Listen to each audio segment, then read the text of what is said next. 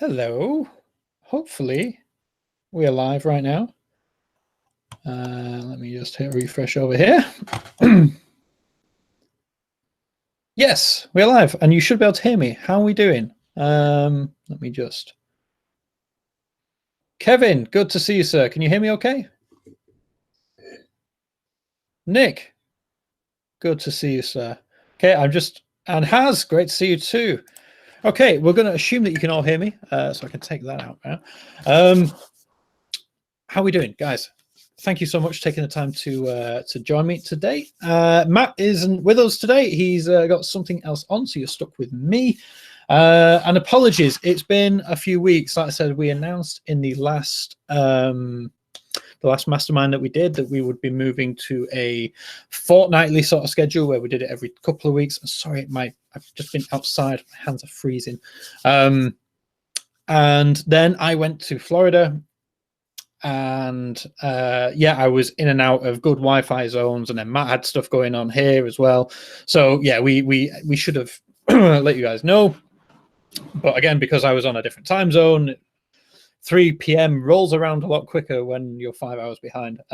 So yeah, apologies for that, but I am back today, and yeah, wanted to give you a bit of a rundown of what's been going on with the marketplaces, or sort of mainly talk about eBay and Amazon and what's been going on there. But again, also taking the opportunity for you guys to get involved with any Q&As, any questions that you've got, anything that you want to talk about.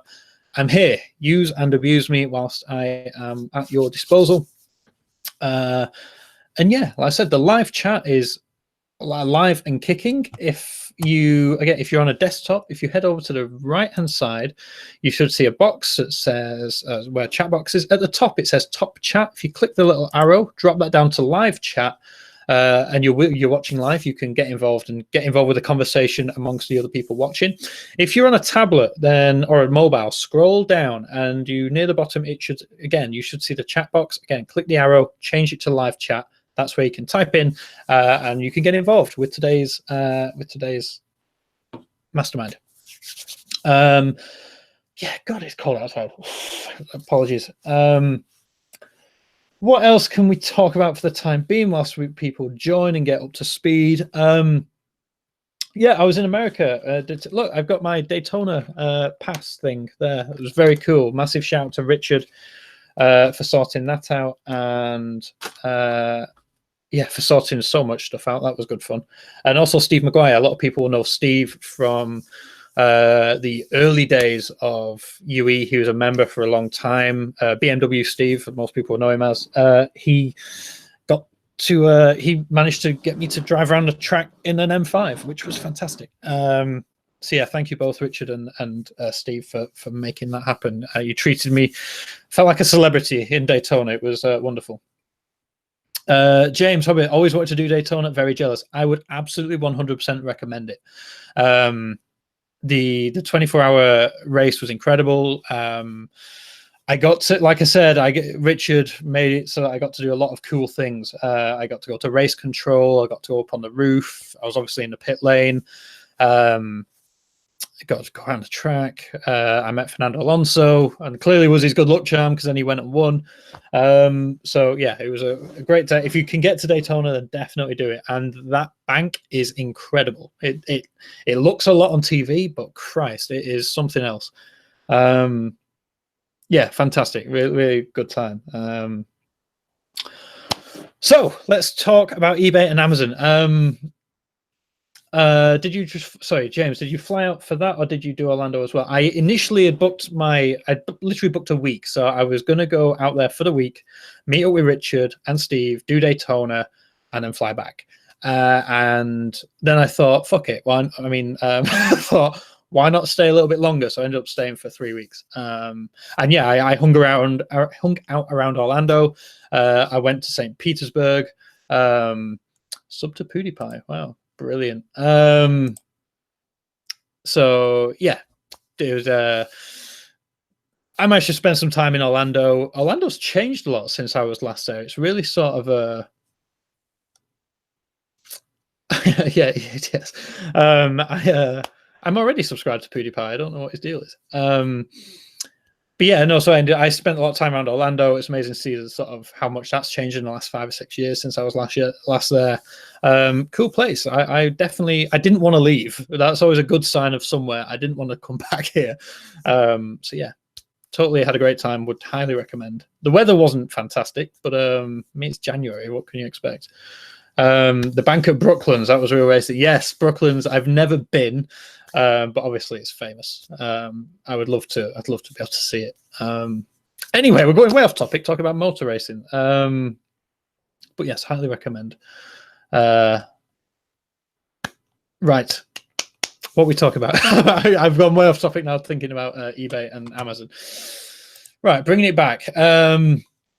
What's going on with eBay? eBay's come under a bit of slack recently. eBay announced their Q4 and full 2018 earnings a couple of weeks ago now. And the investment firm Elliott Management has obviously not been overly fond with what's been going on. So just reading the statement here, eBay's fourth quarter earnings provided another example of why the company needs to significantly improve operational execution and focus on its core marketplace business. Despite a rapidly growing e-commerce market, eBay once again lowered market growth expectations to just 1% for 2019.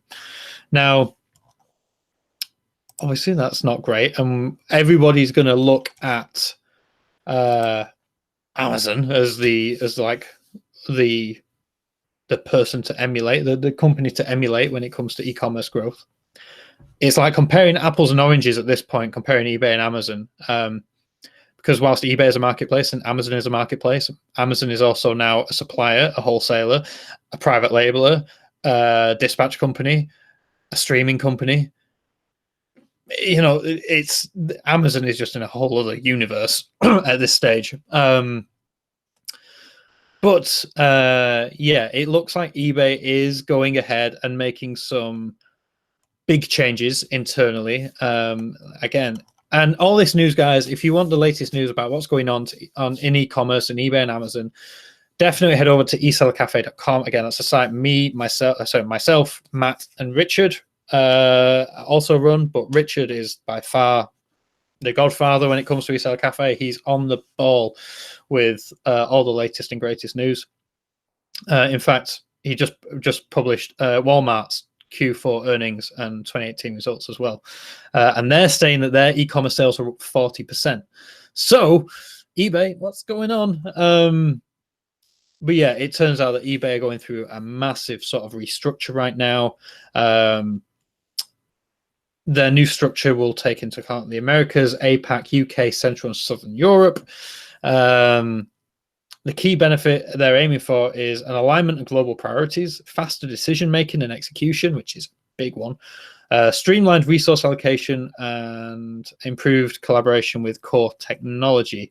I think I read somewhere that they had announced job cuts as well at eBay. Trying to find the link. All this is on eSeller Cafe. Yeah, but I'm pretty sure they did announce job cuts as well. So they are going through a big sort of restructure, and it does bring into question like what is going to happen with this planned catalog rollout, the eBay catalog, and everything else that they were talking about, because it gets to the point where it's been met with criticism already before it's even properly rolled out. I've seen some examples of it and I don't like it. I think the existing listings that buyers were putting up were better than the ones that eBay were putting up. There was more information, more detail in the buyer's listing. Sorry, in the seller's listing. Sellers were doing a better job of listing their items than eBay were doing. Unsurprisingly, it's their item. So obviously that seems to have had a delay. We should be seeing more news on this. I'm sure we will in the spring update. But yeah, I just feel like, again, me and Matt and pretty much everyone in e-commerce has said this. eBay trying to beat Amazon at their own game is not going to work. eBay should have focused on what they did best, what stood them out from the crowd, which was embracing maybe auctions more than they did do, and really focusing on the marketplace as a whole, not cataloging and all the rest of it. So eBay's in a bit of a weird position right now. Not sure what's going to happen, what direction they're going to go in. I guess we will find out when they announce the spring update. I am expecting that within the next month or so, I would have thought. Yeah, now Amazon, on the other hand, Amazon's going through much different times. So obviously we've heard Mr. Bezos is going through a divorce. So that wobbled share price a little bit.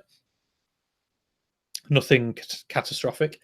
But I mean, I'm just looking through the latest reports that we've had on Amazon. Excuse me. Amazon announces Q4 2018 sales up 20% to 72.4 billion. That's just Q4. Feedvisor estimates that 3 out of 4 brands will sell on Amazon. They're also looking to take on IKEA in the UK, as they've acquired they've unveiled 2 new furniture brands called Movian and Alcove, I believe. So they're getting more into sort of furniture, again, taking on the IKEA market. They're rolling out 1-day delivery in certain areas of Canada now. They've also bought or acquired a company called Eero to help with connect smart home devices. Again, all ties into Alexa. They've also launched their own home shopping channel, so going after that sort of QVC and home shopping network. All that we're seeing from Amazon is constant new innovation, new things, or better service. Like I said, the same day delivery in Canada in certain locations. It's just constant with Amazon. It's literally like a week hardly goes by where we don't see Amazon releasing something new, or there's some new news, or something just got faster, better, more efficient. And that is the main difference right now between eBay and Amazon. You've got Amazon, who is massively innovative and at the forefront of e-commerce technology and e-commerce demand and e-commerce supply. And it's no wonder that they are one of the largest businesses in the world right now. And then you've got eBay, who it feels like they're treading water a little bit. Just 7 years ago, about seven or 8 years ago, eBay and Amazon were roughly the same size. If back then, eBay was slightly bigger. And we've just seen eBay and Amazon, and then just that happen. And eBay is just sort of plateaued. We're just not. It seems like they're focusing on the wrong things. So this brings into question, like, what is our sort of e-commerce predictions for 2019, which again we spoke about at the end of last year. Matt was expecting, Amazon to mess up in a big way. And we both just didn't know what we could expect from eBay. And right now, I don't think eBay really knows what to expect, because, like I said, I think their Q4 results for 2018 were lower than they'd have hoped, or certainly than they'd have liked. Their investors are getting worried and are calling for big changes internally. Whereas with Amazon, obviously, I'm sure a few people are worried about Jeff and his wife, but largely the whole thing is just the snowball continues to grow. So what does that mean for you as a seller? It obviously means that you should still be multi-channel, should still be a multi-channel business, 100%. And you would be foolish to ignore eBay, because, again, even if they're not growing, they still have a huge audience. They still have a very diehard fan base of people who will not shop on Amazon or who will not shop on your website. So the message is always the same. It's just be aware of where perhaps you should best be spending your time and energy. If you're a multi-channel business and you're selling on eBay, Amazon website, it's to the point now where eBay you should have, but unless you're selling antiques, collectibles, the one-offs, you know, the really niche stuff, which eBay does so well still, unless you're in that camp, Amazon is probably where you should be spending more of your time, because that's where you're likely going to see more of the results. And especially with things like Seller Fulfilled Prime or FBA, you know, these are the big things on Amazon which are still going to drive you the most success. That and getting the buy box, obviously. So private labeling and having your own products, again, is if that's the business that you're in, great. That's where you're likely to see big things happen. Yeah, that's where we're that's the sort of current state of play when it comes to the e-commerce marketplaces right now. eBay's still sort of floundering a little bit, and Amazon is just continuing to grow and dominate and release and innovate new things. Do we see that? You know, I know we're only in February right now, but do we see much of that changing over the next year? I don't think so. I mean, I'm hoping that we're going to see some big things from eBay. I really do. You know, I love eBay. I'm a big fan of eBay.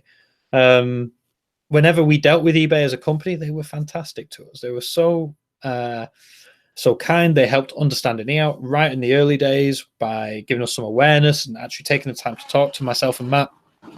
And you know, I went and met them in I met director level people up at, you know, in San Jose.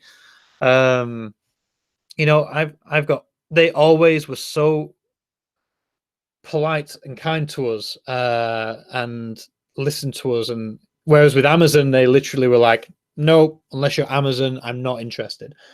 So yeah, I hope eBay, I want nothing but the best for eBay. I want them to come back and really, really fight hard. James, doesn't correlate with how we are doing. eBay is doing well. Amazon sales off a cliff, even though our BB buy box percentage stays constant. Oh, that's a curious one. Why would that be? I have no idea. Again, I would say naturally, James, hobby base, that your product range would naturally line up more with an eBay market, again, being more crafty, more hobbyish. Maria as well, Tink and Stink, I agree with James. So there you go. You guys are saying that actually your eBay sales are outperforming Amazon. Is that for this year, or was this for Q4 last year as well? I'd love to know. Not just us, loads of sellers are in this boat. So what? Only have to check the forums on Amazon. So what would make? Does anyone know why Amazon is off a cliff? Mike, you're seeing Amazon growing much more than eBay. Now, again, Mike, with your product range, that again doesn't necessarily surprise me. You're selling, again, largely golf and sportswear equipment, capped sales. Now, we do know, or we certainly suspect, sorry, it was a bag getting in the way of my chair wheel. Cheeky algorithms in place. We've definitely mentioned this before. We do suspect, much like eBay, and again, allegedly, we have no proof, but we have an inkling that the marketplaces do share sales. And it would make perfect sense for them to do so. In fact, it would be crazy if they didn't, because all you would get is the one seller who had the best listing. And if best match algorithm constantly just fed into that loop and he kept showing up in number one spot, the big gets bigger, nobody else has a chance. So of course, there is going to be an element of sale distribution. How they work that out, I'm sure we'll never know.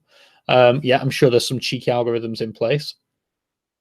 But yeah, I find it fascinating that Amazon, some of you are struggling with Amazon. The only thing but Maria, I'm pretty sure, a lot of your products, are they not your own? Have you not had, I know you've had some of them made, or are you selling, have you got competition, is basically what I'm saying. Is there other people selling your products on Amazon? Mike, we are doing Seller Fulfilled Prime. Obviously, Seller Fulfilled Prime will help with Amazon sales. Kevin, same on both platforms for us. Now, when you say that, you say the same as in you're seeing the same level of sales, or you're seeing the same pattern, like one is bigger than the other. Maria, for about the last 6 to 12 months, Amazon's shrinking due to the number of companies we used to deal with becoming a vendor merchants, and Amazon have the buy box. Yep.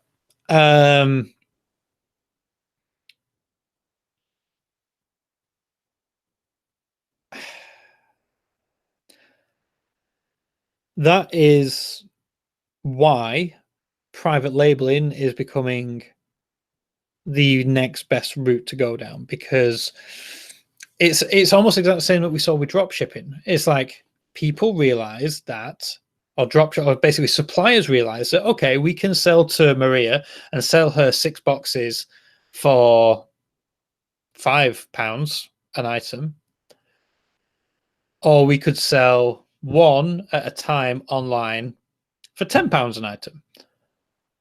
And for a long time, a lot of business like, yeah, but I'd rather shift quantity, get more money in, blah, blah, blah, blah, blah, and do lower profit margins, but sell higher volumes.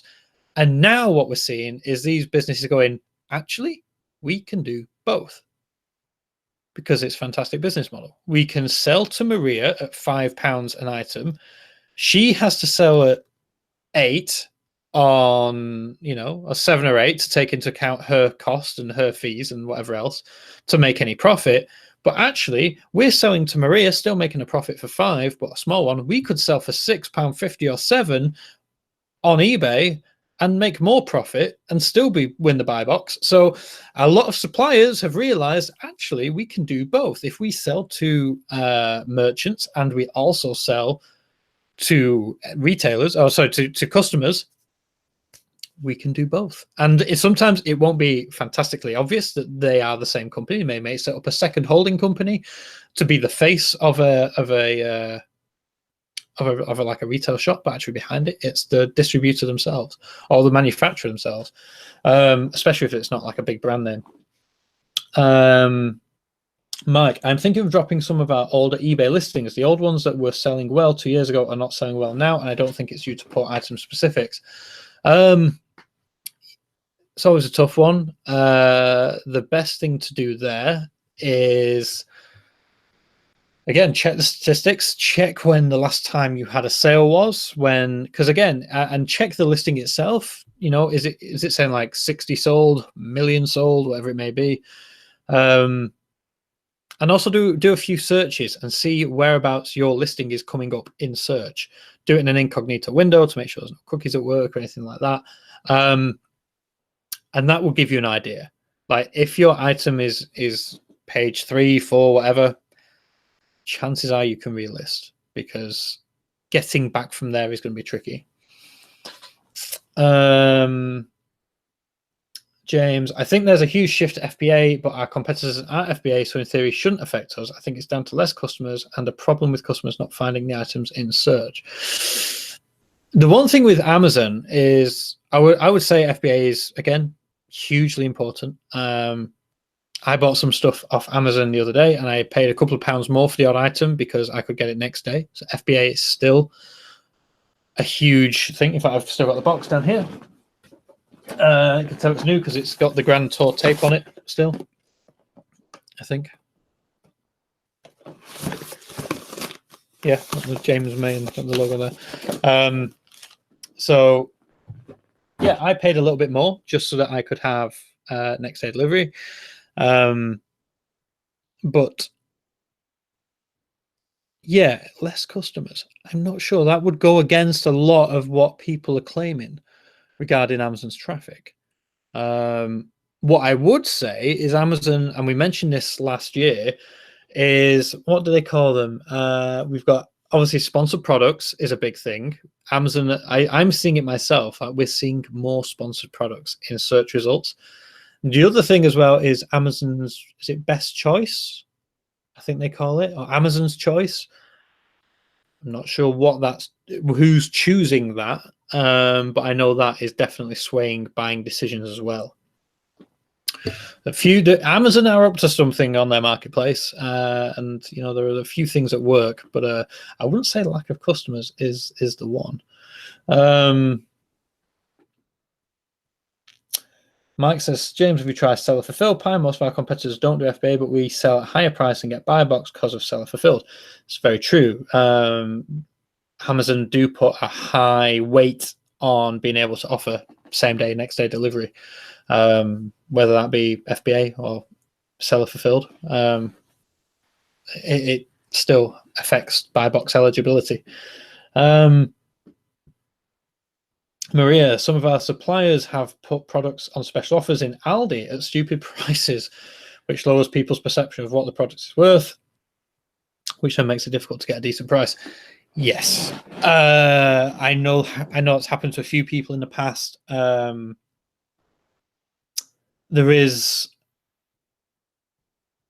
There's no real way around it. If someone's sold to a chain like Aldi, I was going to say you can go to your local ones and buy the stock and resell it, but you can't do that on a national level, and also you can't stop the suppliers from doing that. They're liquidating stock in order to make room for new stuff. Again, it's another reason why having diversity in your offering, in your product range, is so important. So you're not relying on, a bit like the eggs in baskets analogy, you're not having all of your products coming from one supplier who can pull the rug from under you at any minute. James, I've looked into it. We're eligible, but it doesn't fit our long-term strategy of pulling out of Amazon, focusing more on our own website. Absolutely fine. Like I said, you know your business best, and if that is the case and you don't feel that going down that strategy of self-fulfilled Prime is worth it, and you want to focus more on the website and the marketing there, wise move. I would agree. And I'm guessing that you are still seeing sales on Amazon, but you're choosing to focus more of your time and energy on your own website and building those sales up, which is the right move. It's the wise thing to do because you own that relationship. We've said it a million times. You own the relationship. You also own, you don't pay fees. It's a much better place for you to transact is on your own website. Don't get me wrong. The Amazon and eBay sales are great, and they fund the profit you make from those sales can fund your website development and your marketing. But ultimately, yes, we should all be trying to drive more people to our website. That's the most profitable channel for us long term. Maria, we are doing self-fulfilled Prime, and without it, our Amazon account would be on its knees. It is worth doing. Wow. How are sales on website and eBay, Maria? If you don't mind sharing, just curious, because yeah, it's. I know you said eBay was up,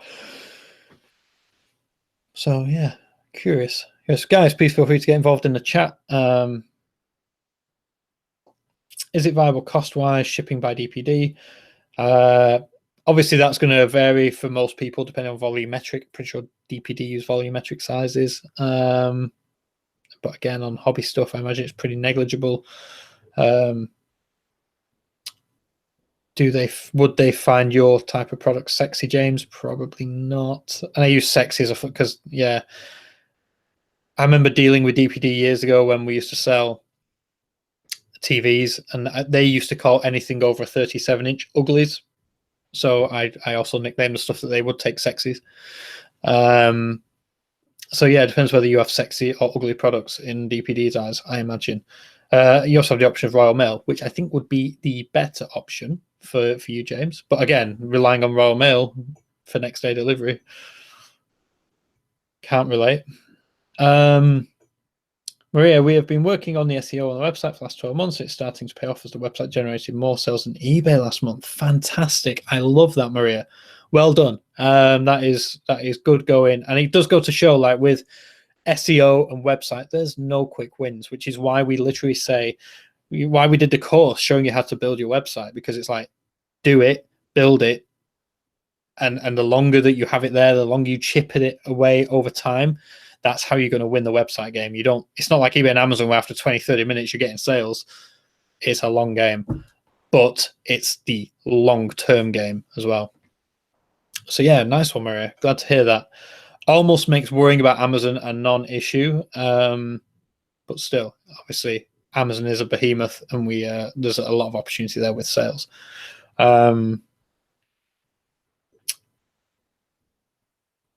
Mike saying about 80% of Royal Mail are next day tracked and 20% 48-hour tracked. It's cool. Cool. I did send something 24-hour tracked to Reading in January, and it took 4 days. So it's not infallible, is the good old Royal Mail. But if it gets you SFP, then it's something worth looking into. Okay, guys, if you've got any more questions about eBay, Amazon, SFP, whatever it may be, stick them in the chat. The other thing that I would like to talk to you about is, and again, for anyone who follows the Mank Entrepreneur channel, you've probably already seen this. I set up a second channel whilst I was in America to talk more about mental health, not just for men, but for women, but also people in business, just in general. I think people need to talk more, and this is off the back of what I was going through towards the end of last year and in the middle of last year, but I was being a typical man and bottling it up and trying to deal with it. So if in the link below, there's a show more description, click show more. There's a link down there to my new channel about mental health. I know it's totally unrelated to e-commerce and entrepreneurship, but if it's something that you can relate to, or you'd like to help support me with in, trying to generate more awareness, if you could click the link, like and subscribe, all that good stuff, I'd really appreciate it. There's also a new Instagram account for anyone who is a big Instagrammer, at the Dave Furness. I totally feel guilty plugging my own stuff, but I feel that passionately about mental health right now. I don't actually feel that guilty at all, because I know statistically someone in the chat is going through some stuff and maybe doesn't feel that they can talk about it. So I want to raise awareness for that. That's like a side thing going on right now. I'm still doing e-commerce-y things. Don't worry, I'm not going anywhere. But yeah, and also I'm cycling across Portugal again, because John Hayes is a master manipulator and a very convincing man. But yeah, we're cycling across Portugal again in the middle of March, and this time we're raising money for Mind, mental health charity. The Just Giving link, I believe, is justgiving.com/fundraising/Portugal 2019. Yeah, that's a bit of a public service announcement, or an advert. We're calling it an advert. Sorry about that. But yeah, any spare change, anything you could generate for me to go, and John to go through 3 days worth of hell again and not be able to walk properly for a few days afterwards, or to raise money for Mind. Really appreciate it. Links are either on my channel or, like I said, justgiving.com/fundraising/Portugal 2019. Thank you so much.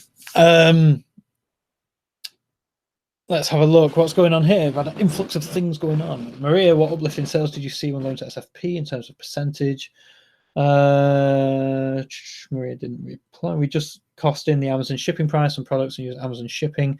They collect the Amazon Royal Mail and Amazon logistics parcels. eBay and web sales go with Royal Mail as usual. At the end of the day, we pay Amazon for the labels, producing Amazon shipping, not Royal Mail. Cool. Yes, Amazon shipping as well. Good one. Mike, James, you buy Royal Mail postage via Amazon and print label from Amazon, but it's linked to your Royal Mail account and you pay Royal Mail. Yep. Yeah, SFP pretty much is very fantastically nicely automated. Amazon sort of makes it very straightforward for you to basically pick the carrier that best suits you, and as long as it's SFP verified, then you're good to go. Okay, I think that's everything. Guys, if you haven't click like already, much appreciated. Always nice to see the little thumbs. And yeah, it's definitely an interesting time in e-commerce right now. Like I said, there's lots. I can't put my finger on what's going to happen, especially with eBay.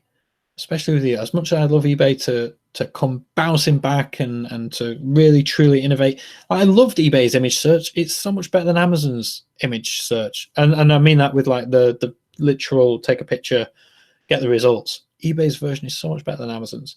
Like their tech team, their research guys are fantastic. I just wish that they'd focus something more on how to actually encourage people, to encourage buyers. James, where is our favorite bald Bristolian today? That's a great question. I don't know where he is today. I'd love to tell you, but I don't know. I'm sure he's out having some adventures somewhere, or he's probably more likely head first in code. So yeah, the honest answer is he's probably in his office, but he's lost track of time and our days. Maria, it wasn't so much a massive uplift, but it maintained our current levels and sales haven't decreased at the levels they were doing. Okay, so you sort of, plugged the gap, or plugged the leak, so to speak. So yeah, that's worth doing. James, you make a very good point. It is half term. The kids will be off, so he could be on adventures anywhere at this point. I don't know. I literally haven't spoken. I tried ringing him earlier, but in his office, if he is in his office, it's like a blackout zone for phone signal because it's made of like that foot thick bricks and stones. And he hasn't been on Skype or Facebook much today, so he maybe he's driving somewhere. No, sometimes they go on breaks away. It's just weird. I haven't heard from him. That's all. So I don't actually know where he is, but I'm sure he will touch base in the next day or two. But hence, that's why you're stuck with me today. I'm manning the fort, and all is well. And just seeing the likes ticking up, guys. Thank you so much for that.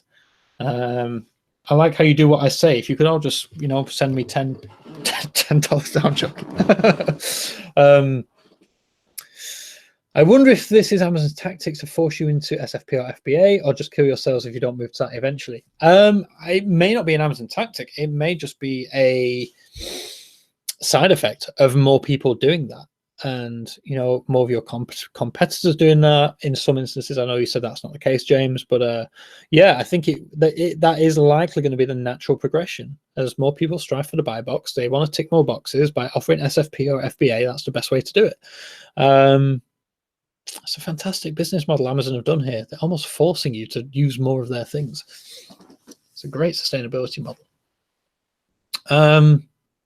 Okay, guys, we've been chatting for about 40 minutes, so I'm going to wrap up. If you have any questions, get them in quickly before I let you get on with the rest of your day. If you're watching a recorded version of this, thank you. Nice to see you. Thank you for coming. You can either comment underneath this video still, and we should pick up the reply, or if not, head over to understandinge.com/forum and ask any questions in there. The forums are always open. I'm trying to think if there's anything else that I need to tell you guys about. I don't think so. I think we've covered everything that's currently going on. James, you're more than welcome. Thank you for your time, and thank you for taking time out to come and talk with us today and share your insights. Always a pleasure.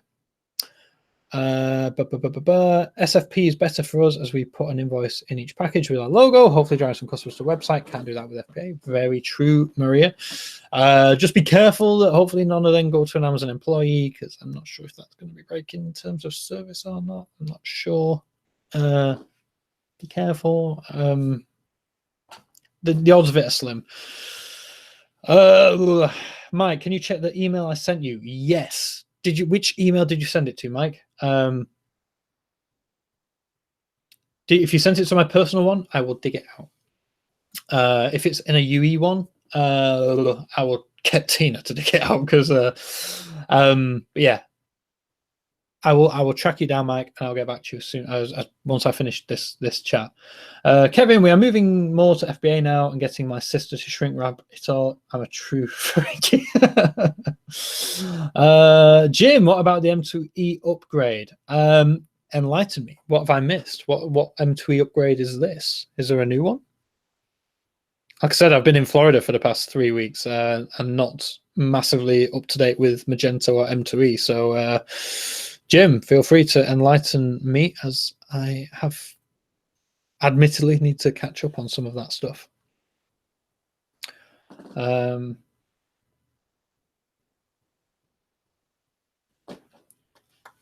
fact, let me check. Let me just check quickly for Mike's email, because I remember seeing, I now remember seeing the name pop in, Mike. It may have been because I was traveling that I saw it and I was like, oh yeah, I'll get back to Mike. And then obviously never did. My bad. I usually start these things. Yes, I have started 6 days ago. Mike, I will get back to you as soon as this is finished. I have your email. It's open on my screen right now. And I think that is everything. So, yeah, thank you so much to everybody taking the time to join us today. Hope you're all doing well. Jim just posted, they want to upgrade but says it won't upgrade to M2.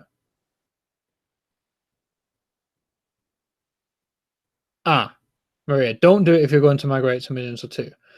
Right, so there's a latest, I'm going to guess, there's the newest update from M2E Pro. New M2 Pro version 6.5.4 is available now. Important, this version does not support migration for anyone, so please find more information here. Okay, right, so yeah, okay.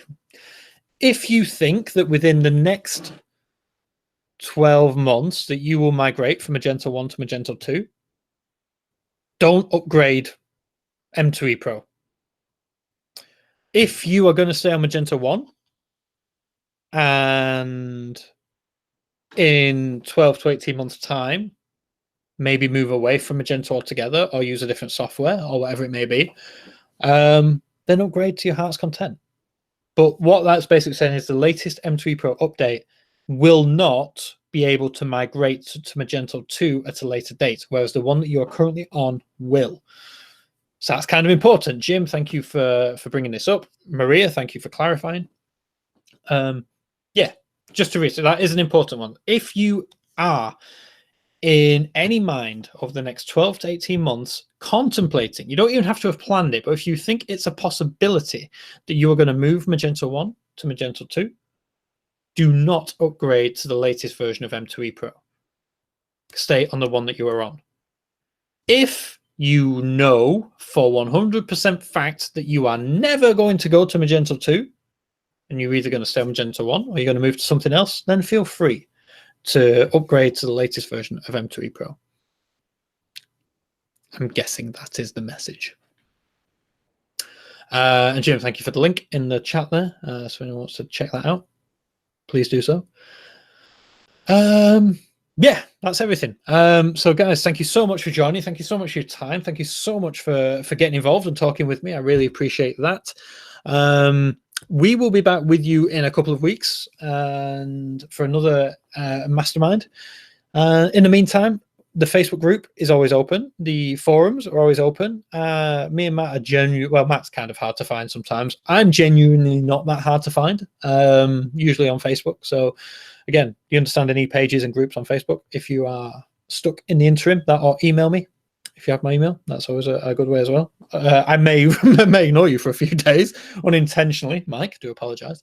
I do realize that while that was, you emailed me on the day that I was flying. That's why. So I saw it and was like, yeah, I must get back to Mike. And then jet lag happened.